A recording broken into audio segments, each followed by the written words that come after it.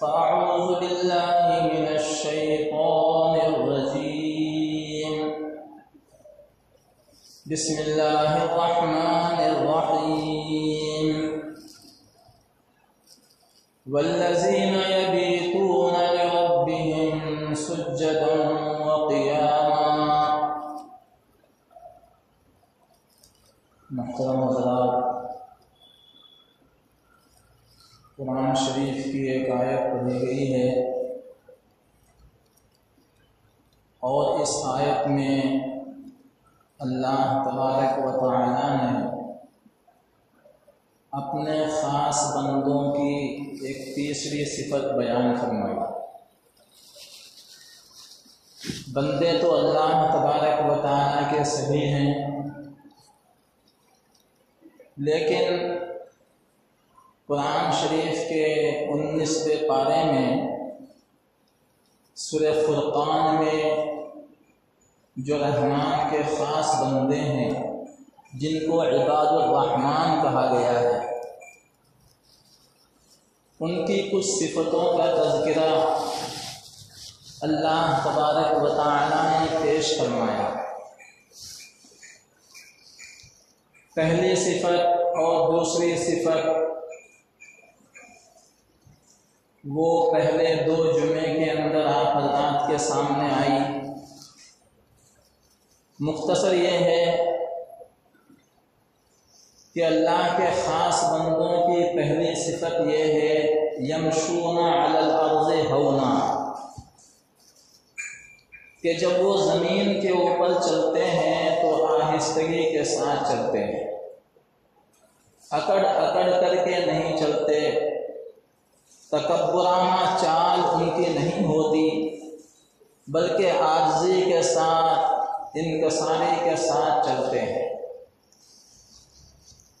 اور دوسری صفت یہ ہے وَإِذَا خَاطَبَهُمُ الْجَاهِلُونَ قَالُوا سَلَامًا، کہ جب ناسمجھ لوگ ان سے ٹکراتے ہیں تو سلام کہہ کر کے نکل جاتے ہیں. اور اس میں بہت فائدہ ہے. اگر کوئی انسان فتنہ پھیلانے کی غرض سے آپ کے ساتھ ہم کلام ہونا چاہتا ہے یا بولنا چاہتا ہے، اس کا مقصد یہ ہے کہ آپس کے اندر لڑائی ہو جائے، فتنہ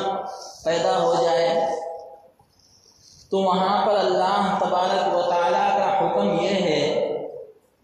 کہ سلام کہہ کر کے نکل جاؤ اور جگہ خالی کر دو تاکہ فتنہ پھیلانے کا موقع نہ ملے. تو رحمان کے خاص بندوں کی صفت یہ ہے وَإِذَا خَاطَبَهُمُ الْجَاهِلُونَ قَالُوا سَلَامًا، جب جاہل قسم کے لوگ اور ناسمجھ قسم کے لوگ ان سے ٹکراتے ہیں تو وہ سلام کہہ کر کے جگہ چھوڑ دیتے ہیں. اس کے تعلق سے بھی تفصیل کے ساتھ آپ حضرات کے سامنے گزشتہ جمعے میں مکمل تفصیل آئی. آج اللہ تبارک و تعالی نے جو تیسری صفت اپنے خاص بندوں کی بیان فرمائی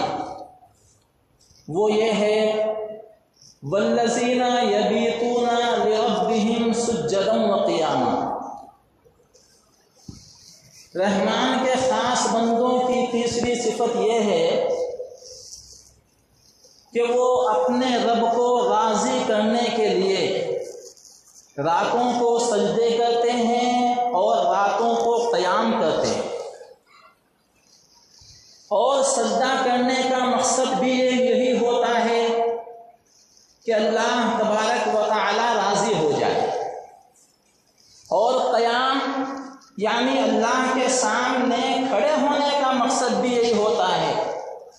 کہ اللہ تبارک و تعالی راضی ہو جائے. تو جو خاص بندے ہیں وہ راتوں میں جاگ کر کے اللہ کی عبادت کرتے ہیں، اور یہ رات میں جاگ کر عبادت کرنا یہ اللہ تبارک و تعالیٰ کو بہت زیادہ پسند ہے. مثلاً اس کو تہجد کہا گیا ہے۔ تہجد سے مسلمان بہت دور ہے، اور تہجد کا تو ذکر ہی کیا ہے، نمازوں سے بھی دور ہے۔ فرض نمازوں کے بعد سب سے بہترین نماز جس سے اللہ تبارک و تعالیٰ خوش ہوتے ہیں وہ تہجد کی نماز ہے۔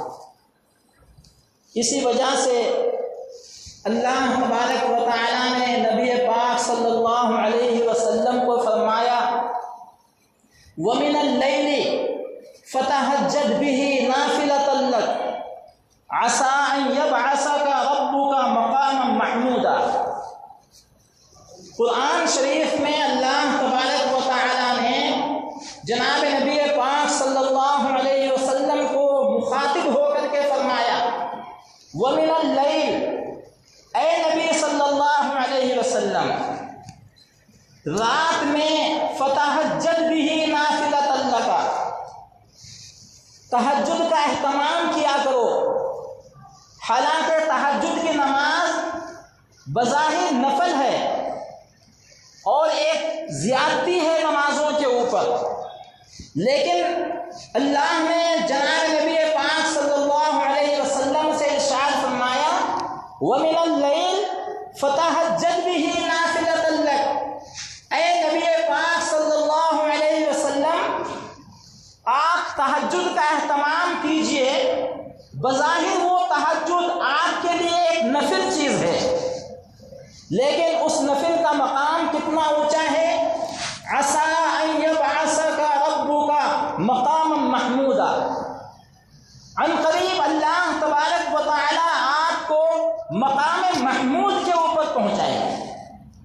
اور مقام محمود کیا چیز ہے اس کی تفصیل میں آپ حضرات کے سامنے عرض کروں گا، تاکہ ہمیں معلوم ہو جائے کہ جناب نبی پاک صلی اللہ علیہ وسلم کا کتنا اونچا مقام ہے، اور اللہ تبارک و تعالیٰ ان کو مقام محمود کے اوپر دیکھنا چاہتے ہیں۔ مقام محمود وہ مقام ہے کہ دنیا اور آخرت کا اس سے اونچا کوئی مقام نہیں ہے۔ دنیا کے اندر بہت سارے عہدے ہیں، دنیا کے اندر عالم کا ایک عہدہ ہے، امام کا ایک عہدہ ہے، اور جناب نبی پاک صلی اللہ علیہ وسلم بھی امام حرم تھے، مسجد نبوی کے اندر بھی امام تھے، لیکن اس مقام کو بھی اللہ تبارک و تعالیٰ نے بڑا نہیں فرمایا، بلکہ اللہ نے فرمایا عَسَىٰ أَن يَبْعَثَكَ رَبُّكَ مَقَامًا مَحْمُودًا، اللہ تبارک و تعالیٰ آپ کو مقام محمود کے اوپر دیکھنا چاہتے ہیں، یعنی ایسا اونچا مقام دینا چاہتے ہیں۔ اور یہ ایسا اونچا مقام ہے کہ کسی بھی نبی کو نہیں ملا۔ حضرت آدم علیہ السلام سے لے کر جناب نبی پاک صلی اللہ علیہ وسلم تک جتنے بھی انبیاء کرام علیہ السلام اس دنیا کے اندر تشریف لائے ہیں، کسی بھی نبی کو مقام محمود نہیں ملا۔ یہ خاصیت ہے جناب نبی پاک صلی اللہ علیہ وسلم، اور یہ علو مرتبہ اور مقام محمود یہ اللہ تبارک و تعالی جناب نبی پاک صلی اللہ علیہ وسلم کو دینا چاہتے ہیں۔ جب ہمیں یہ معلوم ہو گیا کہ یہ کتنا اونچا مقام ہے مقام محمود، تو اس کی تفصیل بھی میں آپ حضرات کے سامنے عرض کروں گا۔ پہلی بات تو یہ ہے کہ ہم مقام محمود کا تذکرہ اذان کے بعد کی دعا کے اندر بھی کرتے ہیں۔ اذان کے بعد کی دعا جن لوگوں کو یاد ہے ان کو معلوم ہے کہ اس دعا کے اندر مقام محمود کا تذکرہ آتا ہے۔ دہرائیے، اذان کے بعد کی دعا کیا ہے؟ اللہم رب ہذہ الدعوۃ التامہ والصلاۃ القائمہ آت محمدا الوسیلۃ والفضیلہ والدرجۃ الرفیعہ وابعثہ مقاما محمودا الذی۔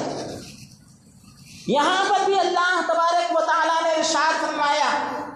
کہ ہم آپ کو مقام محمود کے اوپر بٹھائیں گے اور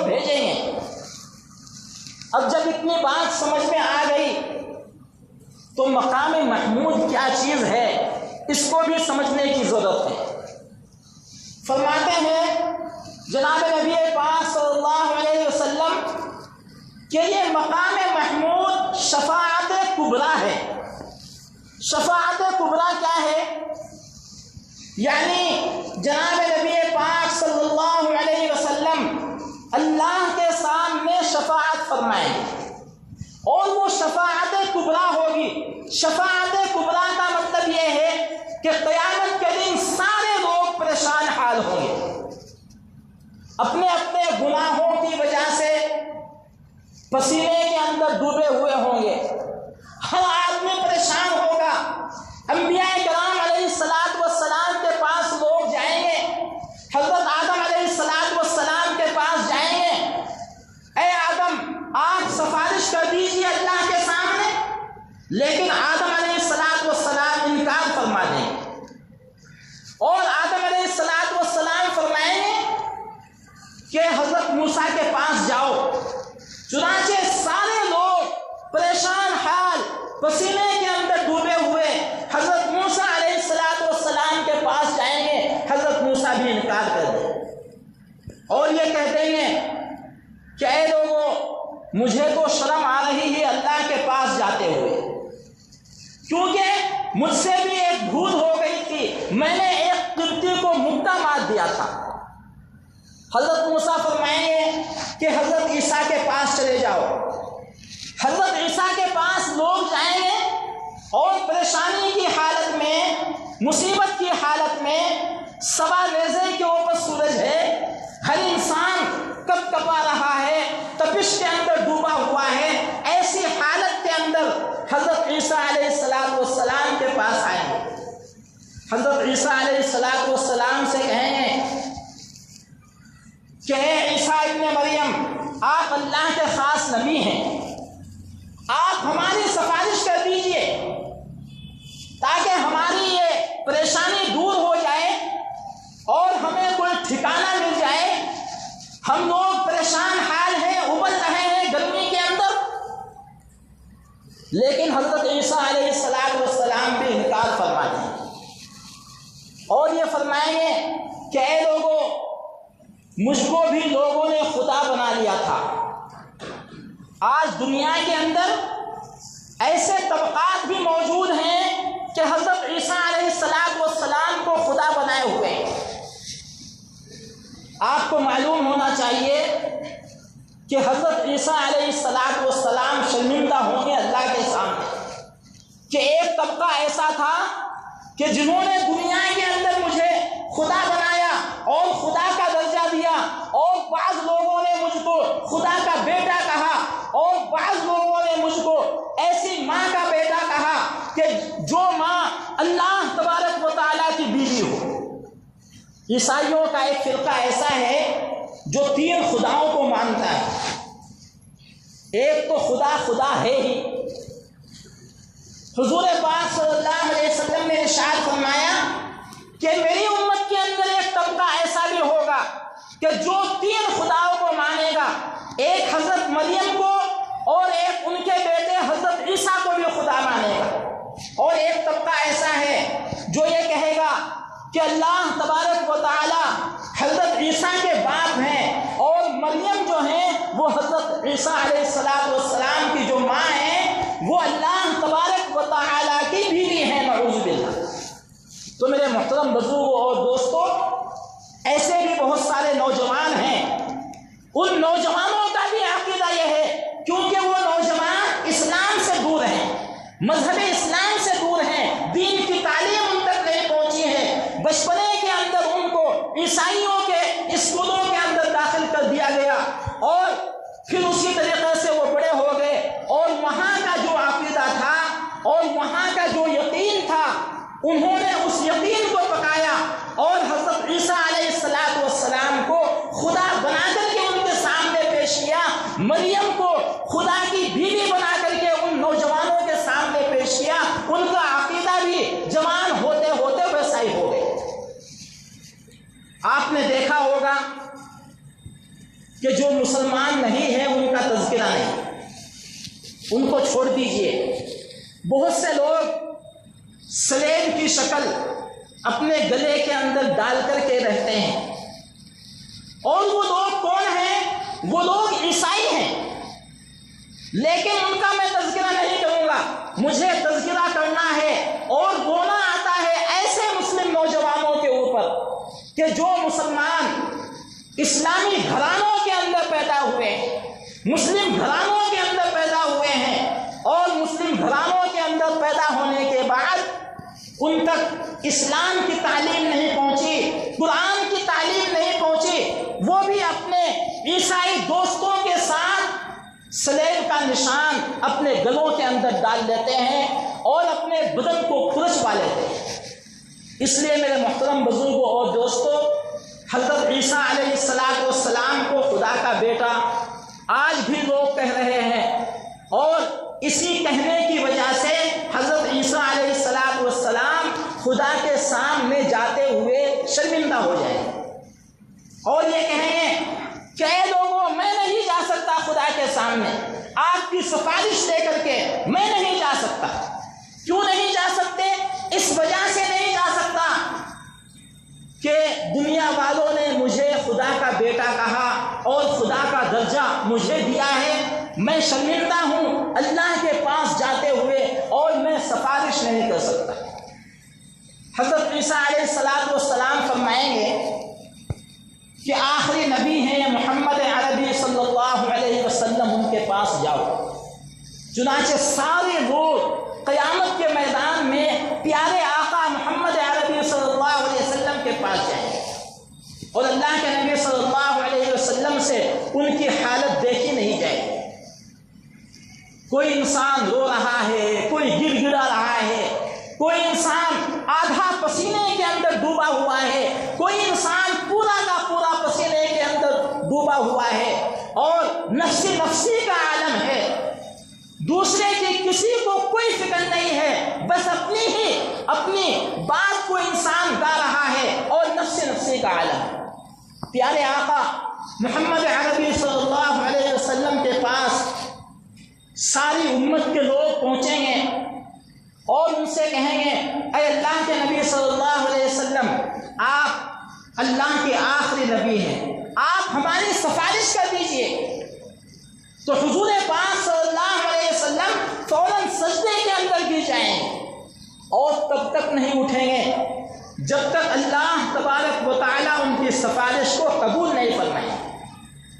یہ شفاعت کبریٰ ہے، اور اسی کو کہا گیا ہے مقام محمود، اور یہ مقام محمود ایسا مقام ہے کہ ایسا مقام نہ تو دنیا کے اندر کسی کو ملا ہے اور نہ آخرت کے اندر کسی کو ملے گا، بلکہ مقام محمود جو ملا ہے وہ جناب نبی پاک صلی اللہ علیہ وسلم کو ملا۔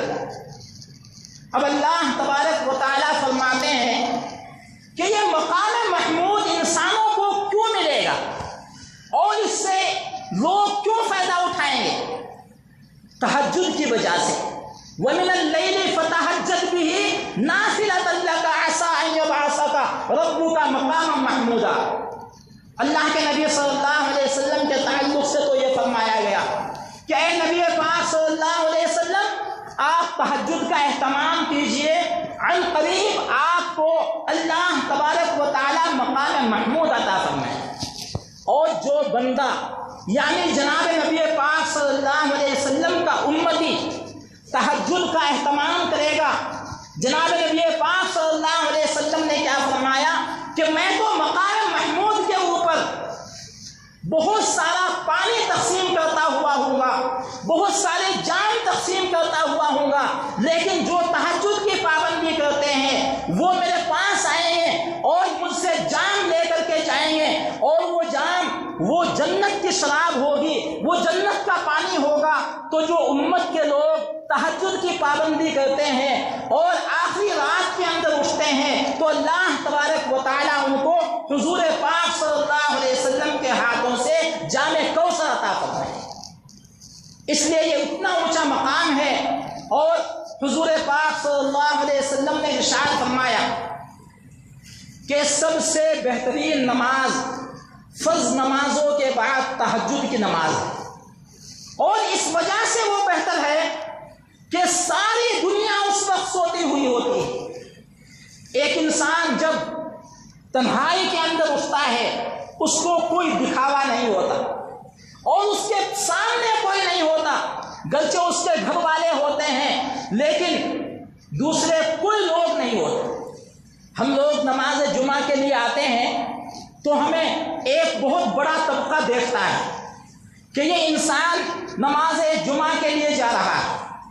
تو ہر نماز کے لیے ایک دکھاوا ہے،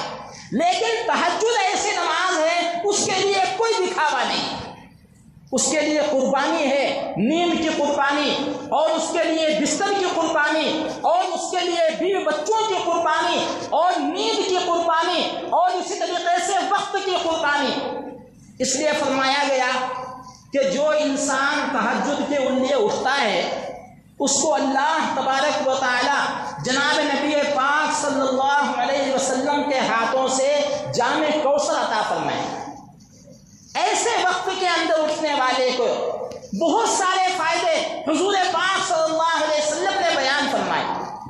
سب سے بڑا فائدہ یہ ہے کہ اللہ تبارک و تعالی ایسے بندے سے خوش ہوتے ہیں، اور دوسرا بڑا فائدہ یہ ہے کہ اس وقت کے اندر مانگی ہوئی دعائیں ہماری قبول ہوتی ہیں۔ کیوں قبول ہوتی ہیں اس وقت کی دعائیں؟ حدیث پاک کے اندر آتا ہے کہ جب رات کا آخری حصہ ہوتا ہے تو اللہ تبارک و تعالی آسمان دنیا کے اوپر آ جاتے ہیں، اور آسمان دنیا کے اوپر آ کر کے یہ کہتے ہیں ہے کوئی رزق کا طلبگار کہ وہ مجھ سے رزق مانگے میں اس کو رزق عطا کروں، ہے کوئی اولاد کا طلبگار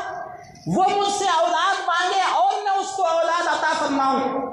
ہے کوئی مصیبت زدہ انسان کہ وہ مجھ سے مصیبت دور ہونے کی دعا مانگے تو میں اس کی مصیبت کو دور کروں۔ تو میرے محترم بزرگوں اور دوستوں، آسمان دنیا کے اوپر آ کر کے رات کے اخیر حصے میں اللہ تبارک و تعالیٰ خود اعلان کرتے ہیں، باقی دوسرے حصوں میں ہم لوگ اللہ کو پکارتے ہیں، اے اللہ ہماری جھولی پر فرما، اے اللہ ہمارے گناہوں کو بخش دے، اے اللہ ہمیں گناہوں سے معاف فرما دے، اے اللہ ہماری مصیبتوں کو دور فرما دے، ہماری بیماریوں سے ہم کو نجات فرما دے۔ ایسی ایسی دعائیں ہم لوگ اللہ کو پکار کر کے کرتے ہیں، لیکن تہجد کا وقت ایسا ہے کہ خود اللہ تبارک و تعالی ہمیں پکارتا ہے اور یہ کہتا ہے کوئی ایسا بندہ جو اپنے گناہوں کو معاف کروانا چاہتا ہو، ہے کوئی ایسا بندہ جو اپنی بیماری کو دور کروانا چاہتا ہو؟ تو میرے محترم بزرگوں اور دوستوں، ہم لوگوں کو چاہیے کہ ہم لوگ اٹھ کر کے تو دیکھیں، اس وقت اپنے اللہ سے ہم لوگ لو لگا کر کے تو دیکھیں۔ ایک شاعر کہتا ہے عطار ہو، رومی ہو، رازی ہو، غزالی ہو، یہ عطار اور یہ رومی، یہ غزالی، یہ بڑے بڑے امام گزرے ہیں، امام عطار، امام غزالی، اور اسی طریقے سے امام غزالی رحمۃ اللہ علیہ، آپ نے ان کے نام سنے ہوں گے، یہ بہت بڑے ولی اللہ گزرے ہیں۔ تو شاعر یہ کہتا ہے عطار ہو، رومی ہو، رازی ہو، غزالی ہو، کچھ ہاتھ نہیں آتا بے آہ سحر گاہی، یعنی سحر کے وقت جو ہم اللہ تبارک و تعالیٰ سے لو لگاتے ہیں اور آہو بکا کرتے ہیں، اس کے بغیر کچھ ہاتھ نہیں آتا۔ حالانکہ عطار بھی نمازوں کے پابند، رازی بھی نمازوں کے پابند، اور رومی، حضرت رومی رحمۃ اللہ علیہ جنہوں نے مثنوی شریف لکھی ہے وہ بھی نمازوں کے پابند، لیکن پھر بھی یہ کہا جاتا ہے کہ عطار ہو، رومی ہو، رازی ہو، غزالی ہو، کچھ ہاتھ نہیں آتا بے آہ سحر گاہی، کھلتے ہیں غلاموں پر اسرار شہنشاہی، یعنی اس وقت اللہ تبارک و تعالیٰ کے رموز اور اللہ تبارک و تعالیٰ کے بھید انسان کے اوپر کھلتے ہیں، اور انسان جو مانگتا ہے اس وقت اس کو دیا جاتا ہے۔ ہماری راتیں زندہ راتیں نہیں ہیں، ہماری راتیں جو ہیں وہ مردہ راتیں ہو چکے ہیں۔ ایک مسلمان 2 بجے سوتا ہے، صبح کی نماز بھی غائب، تہجد کا تو تذکرہ کیا، اور وہ اٹھتا ہے صبح میں 9 بجے 8 بجے۔ تو میرے محترم بزرگوں اور دوستوں، ہماری راتیں جو ہیں پھر زندہ راتیں کس طریقے جیسے ہو۔ ایسے لوگ دنیا کے اندر گزرے ہیں کہ ان کی راتیں زندہ تھی، وہ راتوں میں اللہ تبارک و تعالیٰ سے لو لگاتے تھے، اور راتوں میں لو لگانے کا حکم جناب نبی پاک صلی اللہ علیہ وسلم کو بھی دیا گیا ہے، اور جناب نبی پاک صلی اللہ علیہ وسلم کے واسطے سے امت کو بھی دیا گیا ہے۔ اللہ تبارک و تعالیٰ اس وقت جو بیدار ہوتا ہے اس سے کتنے خوش ہوتے ہیں۔ ایک حدیث سنا کر کے میں اپنی بات کو ختم کرتا ہوں۔ جناب نبی پاک صلی اللہ علیہ وسلم نے ارشاد فرمایا کہ ایسے بندے سے اللہ تبارک و تعالیٰ بہت خوش ہوتے ہیں جو بندہ صبح کے وقت سحری کے وقت اٹھتا ہے اور اٹھ کر کے محبت میں پیار میں اپنی بیوی کے چہرے کے اوپر تھوڑا سا پانی چھڑک دیتا ہے۔ حدیث کے الفاظ ہیں، جناب نبی پاک صلی اللہ علیہ وسلم نے ارشاد فرمایا کہ ایسے بندوں سے اللہ تبارک و تعالیٰ بہت زیادہ خوش ہوتے ہیں، اور وہ بندے یہ ہیں کہ شوہر اٹھتا ہے اور خوشی کے موقع کے اوپر، تہجد کے موقع کے اوپر اور سحر کے موقع کے اوپر اپنی بیوی کو اٹھاتا ہے محبت میں، اور اس کے چہرے کے اوپر معمولی سی چھینٹیں ڈالتا ہے، اور بیوی چھینٹیں پڑنے کے اوپر خوش ہو کر کے اٹھ جاتی ہے، اور دونوں کے دونوں میاں بیوی اللہ کے سامنے اللہ اکبر کہہ کر کے نیت باندھ لیتے ہیں، اور نیت باندھ کر کے جتنی قسمت میں ان کی نماز ہوتی ہے، تہجد کی نماز 8 رکعتیں ہیں، لیکن حدیث پاک کے اندر آتا ہے کہ 12 رکعتیں ہیں، 12 بھی انسان پڑھ سکتا ہے، لیکن 12 کے بعد 8 بھی پڑھ سکتا ہے، اور اگر اتنی بھی فرصت نہیں ہے تو 4 کے اوپر بھی اکتفا کر سکتا ہے۔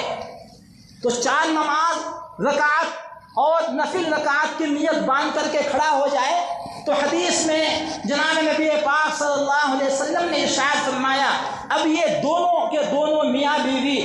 اللہ کی رضا کے لیے کھڑے ہو گئے، ہاتھ ان کے بندھے ہوئے ہیں، رکوع کرتے ہیں اور سجدے میں جا کر کے اپنے اللہ کو پکارتے ہیں، تو اللہ تبارک و تعالیٰ کو ہنسی آ جاتی ہے۔ اللہ فرماتے ہیں کہ میرے در کی وجہ سے اور میری خوشنودی یعنی میری رضامندی حاصل کرنے کی وجہ سے یہ دونوں میاں بیوی نے اپنی نیند کو قربان کیا ہے، اپنے وقت کو قربان کیا ہے، اپنے بستر کو قربان کیا ہے، اور دونوں کے دونوں میاں بیوی میرے سامنے کھڑے ہو گئے۔ جناب نبی پاک صلی اللہ علیہ وسلم نے ارشاد فرمایا کہ ان دونوں میاں بیوی سے اس وقت اللہ تبارک و تعالیٰ خوش ہو جاتے ہیں اور ہنسی کا اظہار فرماتے ہیں، اور پھر یہ کہتے ہیں کہ اب ایسا وقت ہے، اب تمہیں جو مانگنا ہے وہ مانگو، اپنے بچوں کی سعادت کے لیے دعا مانگو، اپنے رزق کی ترقی کے لیے دعا مانگو، اپنے بچوں کی صحت کے لیے دعا مانگو، تو اللہ تبارک و تعالیٰ اس وقت کے اندر مانگے ہوئی دعا کو قبول فرماتے ہیں۔ یہ لوگ ہم لوگ فجر کی نماز کے بعد، ظہر کی نماز کے بعد دعا مانگتے نہیں ہیں بلکہ یہ دعا تو پڑھ لیتے ہیں، بس ہمارے یاد ہے ربنا آتنا فی الدنیا حسنہ، جلدی جلدی جو ہے ہم لوگ دعاؤں کو پڑھ لیتے ہیں۔ مانگنا کیا ہوتا ہے؟ مانگنا ایسا ہوتا ہے کہ جیسا بچہ روتا ہوا اپنی ماں سے دودھ مانگتا ہے، اور ماں روٹی پکاتی ہوئی ہوتی ہے، کچن کے اندر ہوتی ہے، بچے کو روتا ہوا چھوڑ دیتی ہے، اور بچہ پھر بلک بلک کر کے رونا شروع کر دیتا ہے، اور ماں اپنا کام چھوڑ کر کے بچے کو اٹھا لیتی ہے آ کر کے، اور پھر اپنے سینے سے لگاتی ہے اور اس کی تمنا کو پورا کر دیتی ہے۔ تو ایسا مانگنا ہوتا ہے اللہ تبارک و تعالیٰ سے، اور یہ مانگنا بندوں کو نصیب ہوتا ہے تہجد کے وقت میں۔ آپ رو کر کے دیکھیے، مانگ کر کے دیکھیے، یقیناً اللہ تبارک و تعالی ہماری ساری دعاؤں کو قبول فرماتے ہیں، اور اس کا تذکرہ جو ہے قرآن شریف کے اندر بھی موجود ہے، اور بھی بہت سارے فائدے ہیں تہجد کی نماز کے۔ اللہ نے قرآن شریف کے اندر بیان فرمایا والذین یبیتون لربہم سجدا وقیاما، کہ میرے خاص بندوں کی پہچان یہ ہے، اور تیسری صفت یہ ہے کہ وہ راتوں کو مجھے راضی کرنے کے لیے سجدہ کرتے ہیں اور قیام کرتے ہیں، یہ میرے بندوں کی خاص صفت ہے۔ تو انشاءاللہ ہم لوگ انشاءاللہ آئندہ جو ہے سبھی حضرات ہم لوگ تہجد کی نماز پڑھیں گے، اللہ سے مانگیں گے، ضرور بے ضرور ہماری دعائیں قبول ہوتی ہیں۔ آپ آزما کر کے دیکھ لیجئے، اللہ تعالی عمل کی توفیق عطا فرمائے۔ آمین واخر دعوانا الحمدللہ رب العالمین۔ جن حضرات نے سنت نہیں پڑھی ہے سنت ادا کریں۔